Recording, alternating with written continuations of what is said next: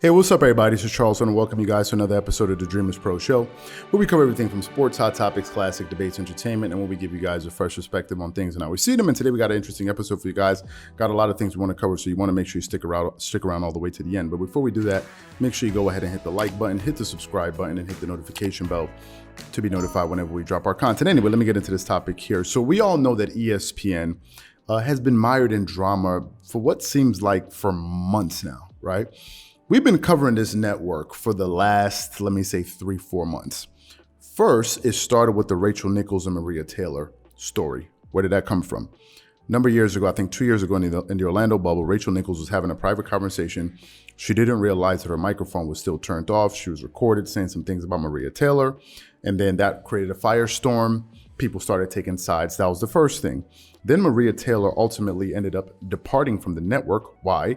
Because she wanted a pay raise. She wanted to earn more money, and the network wasn't willing to pay her the money that she was looking for. I think they offered her $5 million a year. She wanted something on par with what Stephen A. Smith was earning, and ultimately, I think they offered her $1 million a year. She ultimately decided that she wanted to leave. Then, after that, we had the Stephen A. Smith Shohei Ohtani comments and the comments that he made about the Nigerian players' names. Subsequently, he had to come out and make an apology for some of the things that he said on live TV during that day. We actually covered that story. We did a live on it, and I made my thoughts crystal clear on where I stood with some of the things that he had to say. Then that kind of died down. Then in August, we found out that Rachel Nichols, her show, The Jump, it was being canceled. She was no longer going to be a fixture on that show. And just when you thought, okay, everything, like there's nothing else that could happen, right? Like there's no more that could happen. Right after that, we found out that Max Kellerman was no longer going to be on ESPN First Take. That was the bombshell. That was the one that shook up the sports world and to an extent the media world, right? Because ESPN First Take is a cultural phenomenon. It's one of the biggest shows out there, not just in sports, but a lot of people watch that show. You see a lot of celebrities, entertainers, musicians, all of these different people come on there to talk sports, showcase their talents, talk about their movies and their projects or whatever the case may be.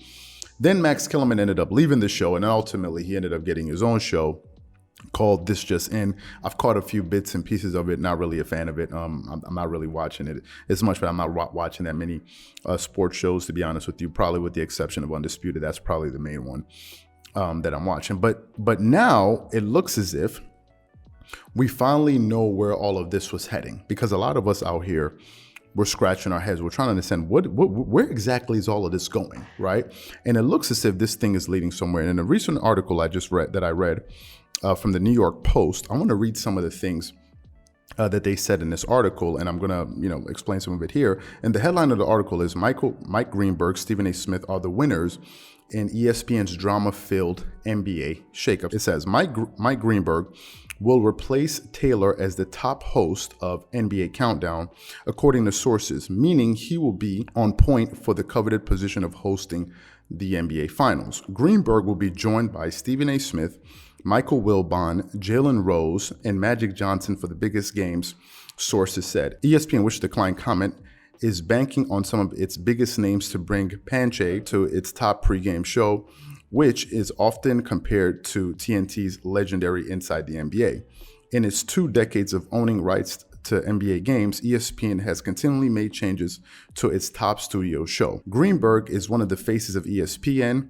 He has a $6.5 million per year contract and a daily TV and radio shows while hosting the NFL draft. He has never, however, hosted a marquee pregame show for the network. Meanwhile, Smith, ESPN's $12 million per year man, has pushed to form his own countdown Big Three with his buddies Wilbon and Johnson. Smith will get his wish. Rose, who co-hosts the daily ESPN talk show, is the only panelist returning to his position from last season's programs. Rose's spot has been in question, but he will now begin his 10th season on Countdown, which is quite a feat given the show's ceaselessly revolving cast. It's quite interesting. I don't really know what they're trying to do.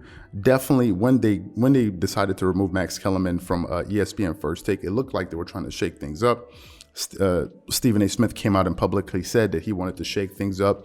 He felt like as if things were getting a little bit stale. Now, as you know, on ESPN First Take, they have different people coming in, different guests such as Michael Irvin, Tim Tebow, Kendrick Perkins, who I have to say, by the way, has really been doing a good job. I've been listening to some of his takes that he's been making, and he's really been improving on a lot of his takes. I think he's making a lot of sense out there, and I think he's doing his thing.